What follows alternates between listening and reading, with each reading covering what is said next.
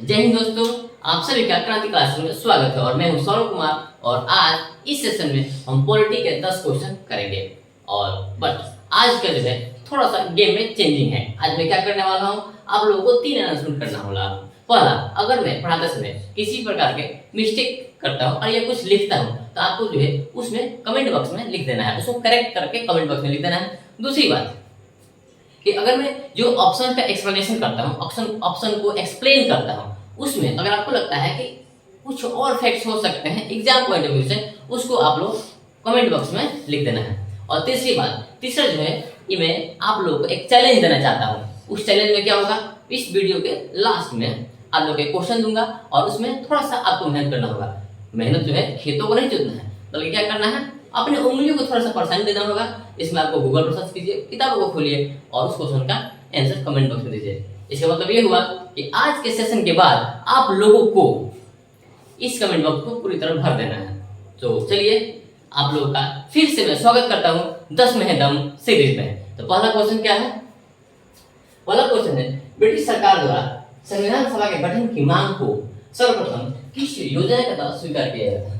Yes, इसमें कि भारत के जो लोग थे, भारत के जो लीडर्स थे, वो संविधान सभा के डिमांड में कई सालों से कर रहे थे, बहुत पहले से कर रहे थे। लेकिन कहना है ये है कि ब्रिटिश सरकार ने उनकी उस डिमांड को कब माना और किस योजना के तहत माना।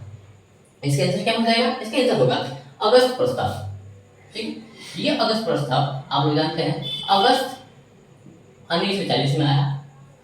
1940 में किसने दिया था, तो लॉर्ड लिथगो, उस वक्त का जो वायसरॉय था, लॉर्ड लिथगो। ये उस वक्त का वायसरॉय था जब सेकेंड वर्ल्ड वॉर स्टार्ट हो गया सितंबर 1939 को। जब सेकेंड वर्ल्ड वॉर स्टार्ट हो गया तो उस वक्त जो है इंडिया का वायसरॉय था लॉर्ड लिथगो। इस पर प्रेशर आया कि आपको जो है इंडिया का सपोर्ट लेना है और इसलिए इसने अगस्त ऑफर दिया। और उस अगस्त ऑफर में पहली बार इस बात को एक्सेप्ट किया गया कि हाँ, आप लोगों को इंडियंस को संविधान बनाने का अधिकार, संविधान सभा का अधिकार दिया जाएगा, संविधान बनाने का अधिकार दिया जाएगा और संविधान सभा का गठन किया जाएगा वर्ल्ड वॉर 2 के समाप्ति के बाद। चलिए करते हैं डिस्कशन ऑप्शंस का, क्योंकि हम लोग जाने जाते हैं इसी के लिए। पहला, क्रिप्स मिशन। भारत में क्रिप्स मिशन क्यों आया, कब आया, हम जानते हैं क्रिप्स मिशन जो है मार्च 1942 को आया। ठीक, और ये भी इसी अगस्त प्रस्ताव का एक सक्सेसर था आगे कि इंडियंस को मनाना है। दूसरी बात, इसका अध्यक्ष कौन था, sir Stafford Cripps. Stafford Cripps जो थे इस क्रिप्स मिशन के अध्यक्ष थे और इनका गोल यही था कि इंडियंस को मनाना है कि वो ब्रिटेन को सपोर्ट करें वर्ल्ड वॉर 2 में। और इसमें भी वही ऑफर थे कैबिनेट मिशन को बनाने के, लेकिन ये भी ऑफर कैंसिल हो गया, इसको भी ये भी फेल हो गया। नेक्स्ट, वेवेल योजना। वेवेल जो थे उस वक्त के वायसरॉय थे, लेकिन लिथगो के बाद जो भारत के वायसरॉय आए वो लॉर्ड वेवेल आए। और लॉर्ड वेवेल ने जून 1945 को 1945 में इंडियंस को एक और ऑफर दिया कि अब ये तो ऑफर मान जाओ भाई, तो लेकिन लोगों ने कहा नहीं, हम ये भी नहीं मानेंगे क्योंकि ये भी मुझे पसंद है। लास्ट ऑप्शन है कैबिनेट मिशन। ठीक है, सारी बातों से ब्रिटिश हार गए तो उन्होंने बड़े बड़े अधिकारियों को, कैबिनेट मिनिस्टर्स को भेजा, जिसमें इसको कहा गया कैबिनेट मिशन। ये कैबिनेट मिशन भारत कब आता है, मार्च 1946 को कैबिनेट मिशन भारत आता है। और मैंने उसको ही बोला बड़े बड़े अधिकारियों को, इसमें 3 बड़े बड़े कैबिनेट के मिनिस्टर्स हैं, मतलब ब्रिटेन के पार्लियामेंट के कैबिनेट के मिनिस्टर थे, जिसमें कौन कौन थे उनका नाम देख ही लेते हैं। और उनका नाम यहाँ पर देखते हैं, फादर। जो इस कैबिनेट मिशन के अध्यक्ष थे वो थे पैथिक लॉरेंस। पैथिक लॉरेंस थे, क्या थे, चेयरमैन थे, इस कैबिनेट मिशन के चेयरमैन थे, अध्यक्ष थे। दूसरे थे स्टेफर्ड क्रिप्स, भी इस बार भी आए हैं, स्टेफर्ड क्रिप्स इस बार भी आए हुए थे। और लास्ट वन था एवी अलेक्जेंडर।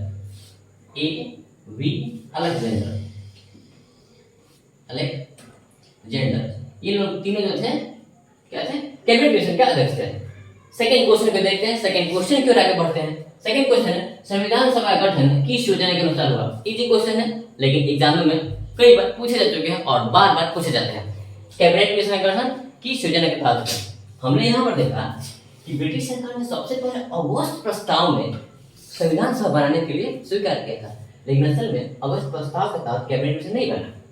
एक बता दे, ये जो संविधान सभा है तो बना, ये जो संविधान सभा 1946 में गठित हुआ, ठीक है, और ये 1940 में आया। 6 साल बाद नहीं हुआ, बल्कि ये संविधान सभा का गठन कैबिनेट मिशन के तहत हुआ। किसके तहत? Cabinet mission. हमने देखा कैबिनेट मिशन मार्च 1946 में आया, 1946 में आया, और इसी के तहत संविधान सभा बना। इसके जो ऑप्शन है हमने पहले डिस्कस कर चुके हैं, तो हम आगे फॉरवर्ड करेंगे, आगे बढ़ेंगे। तीसरा क्वेश्चन है 1946 में 1946 में गठित संविधान सभा में कांग्रेस के कितने सदस्य थे? ये थोड़ा सा पेचीदा हो गया, क्योंकि हम जानते हैं कि कैबिनेट मिशन ने जो संविधान सभा का स्ट्रेंथ बताया था, नंबर ऑफ सीट्स बताया था, कैबिनेट मिशन के अनुसार, कैबिनेट मिशन के अनुसार संविधान सभा में जो सीट होने वाले थे टोटल वो 389 थे। तो कहा जाएगा कि कैबिनेट संविधान सभा का टोटल कितना सीट थे? तो 389 थे। लेकिन ये पूछ रहा है उस संविधान सभा में कांग्रेस के कितना सीट थे? आगे फॉरवर्ड करते हैं। इस 389 सीट में कैबिनेट मिशन ने क्या किया था? 296 सीट स्टेट के लिए दिया था। मतलब ब्रिटिश के जो प्रोविंस बनाए थे, जैसे यूनाइटेड प्रोविंस हुआ, नॉर्थ वेस्ट प्रोविंस हुआ, असम हुआ, बंगाल हुआ, बॉम्बे हुआ, मद्रास हुआ, उसमें 296 थे। और 73 जो थे प्रिंसली स्टेट, ऐसे जगह जहां पर राजा शासन करते थे, जैसे जम्मू कश्मीर, जूनागढ़, हैदराबाद, इसके लिए 73 प्रोवाइड किया था।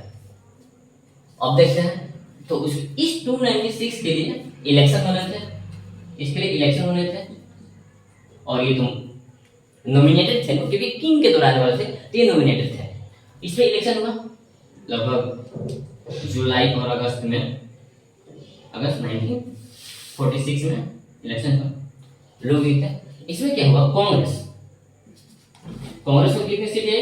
208 सीट कांग्रेस की आई, ठीक है। 73 सीट्स मुस्लिम लीग की आई, और बचे हुए जो 15 सीट्स थे वो किंग को आई, अदर पार्टीज के और इंडिपेंडेंट लेबर्स की, ठीक है। तो इसका आंसर क्या हो जाएगा? 208, और इन सभी को हमने यहाँ पर डिस्कस कर दिया। चौथा क्वेश्चन है संविधान सभा गठन की मांग सबसे पहले किसके द्वारा की गई? एम.एन. रॉय, महात्मा गांधी, जवाहरलाल नेहरू एंड अंबेडकर। मतलब संविधान सभा जो गठन करना है, इसकी मांग जो लोग सरकार आंदोलन कर रही है, तो इसकी मांग सबसे पहले किसने किया? इसका आंसर क्या होगा? एम.एन. रॉय। एम.एन. रॉय जो थे एक कम्युनिस्ट लीडर थे। क्या थे? एक कम्युनिस्ट लीडर थे, साम्यवादी लीडर, इसको आता है साम्यवादी नेता थे, और इन्होंने भारत में कम्युनिस्ट पार्टी, साम्यवादी पार्टी, कम्युनिस्ट पार्टी मतलब साम्यवादी पार्टी की जो स्थापना 1921 में किया, ताशकंद में। इन्होंने ही सबसे पहले 1934 ईस्वी में, सबसे पहले 1934 ईस्वी में एम.एन. रॉय, जिनका पूरा नाम है मनवेंद्र नाथ रॉय ने 1934 ईस्वी में सबसे पहले कहा कि भारत के संविधान बनाने के लिए एक संविधान सभा का गठन किया जाना चाहिए, और इन्होंने सबसे पहले संविधान बनाने की मांग को प्रस्तुत किया। उसके बाद 1935 में जो कांग्रेस पार्टी थी, कांग्रेस पार्टी ऑफिशियली जो है इस बात को अनाउंस किया कि भारत के लिए संविधान सभा का गठन होना चाहिए। नेक्स्ट ऑप्शन देखते हैं महात्मा गांधी। तो देखिए इस संविधान सभा में महात्मा गांधी का रोल बहुत कम है, क्योंकि महात्मा गांधी संविधान सभा का मेंबर नहीं थे। भारत के उस वक्त के जो सबसे एलीट पर्सनालिटी थे, सबसे फेमस पर्सनालिटी थे, उनमें से अगर कोई संविधान सभा का मेंबर नहीं था तो वो थे Mahatma Gandhi. Not member of संविधान सभा, ठीक है, ये थे ही नहीं, संविधान सभा के मेंबर ही नहीं थे। जेल में क्या थे? ये तो संविधान सभा के मेंबर थे, और ये इन्होंने 13 दिसंबर संविधान सभा में, संविधान सभा का बैठक हो रहा था, तो इन्होंने 13 दिसंबर 1946 को, ठीक है, 13 दिसंबर 1946 को, क्योंकि हम जानते हैं संविधान सभा का जो पहला बैठक 9 दिसंबर 1946 को होता, तो ऑलमोस्ट तीसरा बैठक हुआ 11 दिसंबर को, दूसरा 13 दिसंबर को तीसरा बैठक में जो जवाहरलाल नेहरू ने उद्देश्य का प्रस्ताव को प्रस्तुत किया। उद्देश्य प्रस्ताव को क्या नाम था उसका? उद्देश्य प्रस्ताव। उद्देश्य प्रस्ताव, प्रस्ताव इसको इंग्लिश में क्या बोलेंगे? ऑब्जेक्टिव रेजोल्यूशन को प्रेजेंट किया। ऑब्जेक्टिव रेजोल्यूशन, रेजोल्यूशन को प्रेजेंट किया जवाहरलाल नेहरू, और इस ऑब्जेक्टिव रेजोल्यूशन को संविधान सभा में पूरी तरह सर्वसम्मति से एक्सेप्ट किया गया। अब देखते हैं अंबेडकर। हम जानते हैं अंबेडकर जो है प्रारूप समिति, जिसको ड्राफ्ट कमेटी कहा, जिसको ड्राफ्टिंग कमेटी कहा था, उसके क्या थे? चेयरमैन थे। चलते हैं पांचवा क्वेश्चन देखते हैं। संविधान सभा के प्रथम अध्यक्ष कौन थे? संविधान सभा के प्रथम अध्यक्ष कौन थे? संविधान सभा की प्रथम बैठक कब होती है? अंडरस्टैंड? संविधान सभा की प्रथम बैठक कब होती है? 9 दिसंबर 1946। ठीक, और इसी 9 दिसंबर 1946 को संविधान सभा अपना अध्यक्ष चुनता है। तो जो संविधान सभा अपना पहला अध्यक्ष चुनेगा, तो 9 दिसंबर 1946 को संविधान सभा अपना पहला अध्यक्ष जो चुनता है सत्येंद्र सिन्हा को। भले ही उनको ये टेम्पोररी अध्यक्ष चुनता है, लेकिन पहला पूछा है प्रथम अध्यक्ष कौन चुनता है? प्रथम अध्यक्ष कौन था? तो सत्येंद्र सिन्हा थे। हालांकि अगर पूछे अस्थायी अध्यक्ष, अस्थायी अध्यक्ष, तो अस्थायी अध्यक्ष भी सत्येंद्र सिन्हा होंगे और प्रथम अध्यक्ष भी सत्येंद्र सिन्हा होंगे। और सत्येंद्र सिन्हा के बाद सेकेंड बैठक में राजेंद्र प्रसाद को तो अस्थायी अध्यक्ष चुनता है संविधान सभा। ठीक है, इनको अस्थायी अध्यक्ष चुनता है सेकेंड बैठक में। बी.एन. राव। बी.एन. राव कौन? ये जो बी.एन. राव का नाम लिखा है, ये जो है संविधान सभा के बहुत ही इंपॉर्टेंट पर्सन है। Is a very very knowledgeable person of constitution after the Ambedkar. क्या थे? ये संविधान सभा के संवैधानिक सलाहकार थे। संवैधानिक सलाहकार।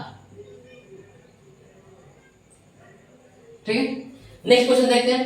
संविधान सभा को किस अधिनियम के तहत विधायी शक्ति प्राप्त है? यस, संविधान सभा गठन हुआ 1946 में, उसके बाद इसको विधायी शक्ति का मतलब ये हुआ कि उसको कानून बनाने की भी शक्ति प्राप्त है। एक तो पहले से तो इसको बनाया ही गया, संविधान सभा को स्पेशली बनाया ही गया था संविधान को बनाने के लिए, लेकिन संविधान बनाने के अलावा इसको क्या मिल गया? इसको मिल गया कानून बनाने का अधिकार।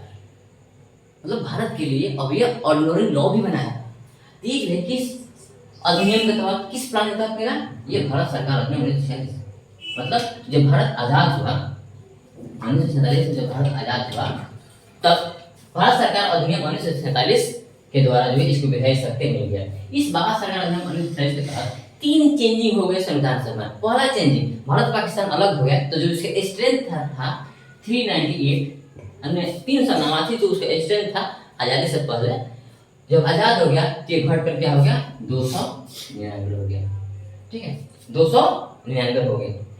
और उसके बाद इसमें दूसरा चेंजिंग क्या हुआ? दूसरा चेंजिंग ये हुआ कि इसी संविधान सभा को अधिकार दे दिया कि भारत के लिए कानून बनाए। और तीसरा चेंजिंग क्या हुआ कि अब जो है ये दोनों काम करने के अलावा तीसरा चेंजिंग जो है बस मैं मिस कर रहा हूँ, चलो देखते हैं। भारत सरकार अधिनियम 1935, भारत सरकार अधिनियम 1935 ये जो इसे पहले है, हालांकि इसी के तहत जो है उस संविधान सभा को कानून बनाना था। और ये तो काफी विस्तृत है, इसमें हम बाद में चर्चा कर सकते हैं। हालांकि अभी जो है कुछ फैक्ट जान लें कि भारत सरकार अधिनियम 1935 के तहत भारत में जो है संघीय शासन, संघात्मक शासन को लागू किया, संघात्मक शासन को लागू किया गया। मतलब इसमें स्टेट को, प्रोविंस को डिवाइड करके और संघात्मक शासन को लागू किया। इसके बाद सेंटर में, केंद्र में जो है डायरेक्टली मतलब द्वंद्व शासन लागू किया। द्वि शासन कहा था, द्वि शासन लागू किया गया। शासन इसमें क्या होता है? द्वि शासन का मतलब ये होता है ये जो अधिकार होते हैं उसको दो भागों में बांट दिया जाता है। एक होता है रिजर्व अधिकार, एक होता है अनरिजर्व अधिकार। ठीक है, तो वो होता है अधिनियम के तहत। ठीक है, अब कैबिनेट मिशन के बारे में हमने पढ़ लिया। माउंटबेटन योजना कब आया था? तो 3 जून 1947 को माउंटबेटन योजना आया था और इसी के तहत जो भारत की आजादी मिली थी। चलिए अब अगला क्वेश्चन है, संविधान सभा का संवैधानिक सलाहकार कौन था? B R. Ambedkar, M N. Roy, B N. Rau and K M. Munshi. संविधान सभा जो गठन हुआ था उसमें जो है जो संवैधानिक सलाहकार कौन था? इसका आंसर क्या होगा? इसका आंसर होगा बी.एन. राव। जो संविधान सभा था उसके जो संवैधानिक सलाहकार थे बी.एन. राव थे। चलिए ठीक है, अब हम देख लेते हैं कि बी.आर. अम्बेडकर जो थे के बारे में क्या फैक्ट था। देखिए संविधान सभा में जो है बी आर अम्बेडकर जो थे प्रारूप समिति के अध्यक्ष थे, ये सब हमने पढ़ा था, प्रारूप समिति के चेयरमैन थे। दूसरी बात, इनको जो है फादर ऑफ इंडियन कॉन्स्टिट्यूशन कहा था, इनको कहा था फादर ऑफ इंडियन कॉन्स्टिट्यूशन, मतलब भारत के संविधान के पिता इन्हें कहा था। इनको मॉडर्न मनु भी कहा था, क्या कहा था? मॉडर्न मनु, आधुनिक मनु, इनको आधुनिक मनु, मतलब जैसे कि मनु जो थे प्राचीन इतिहास में समाज को, सोसाइटी को चलाने के लिए जो भी लॉ कानून बनाए थे, जो भी प्रथाएं सेट किए थे, उस वहां पर यहाँ पर आजादी के बाद अम्बेडकर ने कॉन्स्टिट्यूशन बनाया, अम्बेडकर ने भारत देश कैसे चलेगा उस संविधान को बनाया, इसलिए इनको कहा गया आधुनिक मनु, मॉडर्न मनु। इनको जो है चीफ आर्किटेक्ट ऑफ कॉन्स्टिट्यूशन भी कहा था, मतलब हमारे कॉन्स्टिट्यूशन के मुख्य आर्किटेक्ट, चीफ आर्किटेक्ट भी कहा जाता है, चीफ आर्किटेक्ट भी कहा जाता है। चलिए ठीक है। एमएलए को हमने देखा कि एमएलए थे वो पहले व्यक्ति थे जिन्होंने संविधान सभा के गठन का मांग किया 1934 में, और ये कम्युनिस्ट पार्टी के संस्थापक हैं भारत में। बीएल ऑप्शन देखिए, ये संवैधानिक सलाहकार होंगे संविधान सभा। के मुंशी कौन? के मुंशी जो थे संविधान सभा के एक सदस्य थे, साथ ही साथ ये प्रारूप समिति के मेंबर थे। देखिए प्रारूप समिति जो है हम नेक्स्ट वीडियो में पढ़ेंगे प्रारूप समिति के बारे में डिटेल में, और आपको एक ट्रिक बताएंगे जिस ट्रिक से आप प्रारूप समिति के सभी मेंबर्स के नाम इजीली याद कर लेंगे और उससे कोई भी क्वेश्चन पूछेगा उसको आसानी से बना सकेंगे। प्रारूप समिति के जो स्थापना हुआ था, बनाया गया था 29 अगस्त को बनाया गया था 1947 में, तो आजादी के बाद बनाया गया प्रारूप समिति, और इसके चेयरमैन कौन थे? अम्बेडकर। उसमें जो ये प्रारूप समिति जो थी 7 मेंबर थे। प्रारूप समिति में कितने मेंबर थे? 7 मेंबर थे, उनमें से एक मेंबर केएम मुंशी भी थे। तो ये 8वां क्वेश्चन है, निम्नलिखित में से कौन संविधान सभा के सदस्य नहीं थे? ठीक है, संविधान सभा में 398 मेंबर थे, 398 मेंबर, सॉरी 389 मेंबर, 389 मेंबर थे। उनमें से देख पता नहीं आपको कि जयप्रकाश नारायण, जवाहरलाल नेहरू, गोपाल स्वामी अयंगार और राजेंद्र प्रसाद में से कौन जो है संविधान सभा का सदस्य नहीं था। ये क्वेश्चन तो बहुत पॉपुलर है कि महात्मा गांधी उस समय संविधान सभा के सदस्य नहीं थे, लेकिन यहाँ क्वेश्चन ट्विस्ट हो गया है और मैंने महात्मा गांधी का ऑप्शन को हटा दिया है। इसलिए आपको बताना है कौन जो थे संविधान सभा के सदस्य नहीं थे। तो देखिए इसमें से चाहे नेहरू हो, गोपाल स्वामी अयंगार या राजेंद्र प्रसाद हो, ये तीनों जो थे संविधान सभा के मेंबर थे। संविधान सभा के मेंबर कौन था? जयप्रकाश नारायण। जयप्रकाश नारायण संविधान सभा के मेंबर नहीं थे। जयप्रकाश नारायण किस वजह जानते हैं? जयप्रकाश नारायण को बहुत ही अच्छे से जाना जाता है इनके संपूर्ण क्रांति के लिए, संपूर्ण क्रांति के लिए, क्योंकि ये संपूर्ण क्रांति का नेतृत्व किए थे, संपूर्ण क्रांति स्टार्ट किए थे। ये जो थे कांग्रेस सोशलिस्ट पार्टी से जुड़े हुए थे, Congress socialist party, Congress Samajwadi party के नेता थे। और इस कांग्रेस समाजवादी पार्टी की स्थापना कब हुआ था? 1914 ईस्वी में, 1934 ईस्वी में हुआ था, सॉरी 1934 ईस्वी में कांग्रेस समाजवादी पार्टी की स्थापना हुआ था, जिसमें नरेंद्र दत्त थे, ठीक है, और जयप्रकाश नारायण थे। कांग्रेस समाजवादी पार्टी की स्थापना हुआ था और ये संपूर्ण क्रांति के लिए जाने जाते हैं। जवाहरलाल नेहरू, देखिए जवाहरलाल नेहरू जो थे इंटरिम गवर्नमेंट के उपाध्यक्ष थे, अध्यक्ष पड़ा माउंटबेटन थे। इंटरिम अंतरिम जो गवर्नमेंट था, अंतरिम सरकार ये क्या थे? उपाध्यक्ष थे, उपाध्यक्ष थे। साथ ही साथ इन्होंने पढ़े हम लोग कि 13 दिसंबर 1946 को संविधान सभा में उद्देश्य प्रस्ताव को प्रस्तावित किया। उद्देश्य प्रस्ताव को प्रस्तुत किया, जिसको सर्वसम्मति से पूरा संविधान सभा एक्सेप्ट कर लिया। गोपाल स्वामी अयंगार, हमने देखा कि प्रारूप समिति के 7 मेंबर थे, उन 7 मेंबर्स में के मुंशी के अलावा गोपाल स्वामी अयंगार भी क्या थे? प्रारूप समिति के मेंबर थे। राजेंद्र प्रसाद क्या है? राजेंद्र प्रसाद संविधान सभा का अध्यक्ष थे, संविधान सभा का अस्थायी अध्यक्ष थे,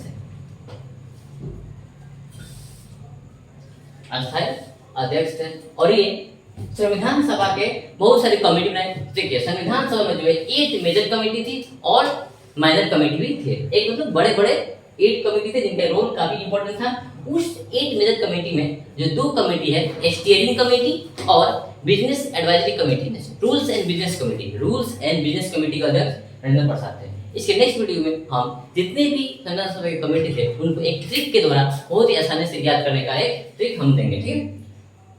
नया क्वेश्चन है, जब संविधान सभा में बैठक भारत के लिए सामान्य कानून और बड़ी लॉ बनाने के लिए होता था तो उसकी अध्यक्षता कौन करता था? यस, ठीक है। संविधान सभा जब भारत आजाद हुआ, हाँ एक बात हम बोलना भूल गए कि जो 1947 के बाद भारत आजाद हुआ और भारत सरकार अधिनियम 1947 आया, उस समय संविधान सभा में 3 बदलाव है। पहला, संविधान सभा को भारत का मतलब सॉवरेन बॉडी बना दिया गया। मतलब सॉवरेन बॉडी का मतलब ये हुआ कि अब जो है संविधान सभा किसी के अंडर काम नहीं करिए, वो भारत के लिए जो कानून बनाना चाहती है बना सकती है और भारत के लिए जैसा कॉन्स्टिट्यूशन बनाना चाहती है वैसा कॉन्स्टिट्यूशन बना सकती है। दूसरा चेंजिंग ये हुआ कि इसको जो है कानून बनाने का अधिकार मिल गया। और तीसरा चेंजिंग ये हुआ कि भारत के बंटवारा होने के कारण जो संविधान सभा का टोटल स्ट्रेंथ था, टोटल सीट थी 389 घटकर 299 हो गया। ये तीनों था इसका फैक्ट, इसका बदलाव हुआ था। अब यहाँ पर तो 1947 के अधिनियम के बाद हमने देखा कि यहाँ पर संविधान सभा को कानून बनाने का भी अधिकार मिल गया और संविधान बनाने का भी अधिकार। तो जब संविधान बना रही थी संविधान सभा तो उसकी अध्यक्षता करते थे राजेंद्र प्रसाद, और जब कानून बनाने बैठती थी संविधान सभा तो उसकी अध्यक्षता करते थे जीवी मावलंकर। कौन करते थे? जीवी मावलंकर करते थे। और राजेंद्र प्रसाद के बारे में देखिए, मोहम्मद शाहअब्दुल्ला भी थे, ये भी प्रारूप समिति के मेंबर थे, और एन माथुरा भी क्या थे? प्रारूप समिति के मेंबर थे, ठीक है। लास्ट क्वेश्चन है 10वां क्वेश्चन, किसने ड्राफ्टिंग कमेटी प्रारूप समिति को क्या आता है? वो ड्रिफ्टिंग कमेटी का आता है, कह सकते हैं प्रवाह समिति का आता है। तो ये जो क्वेश्चन है इसका ऑप्शन नहीं लिखा गया और इस क्वेश्चन का आंसर आप लोगों को कमेंट बॉक्स में देना है। यही पहले का चेंजिंग था। सो ओके, बाय बाय, जय हिंद दोस्तों।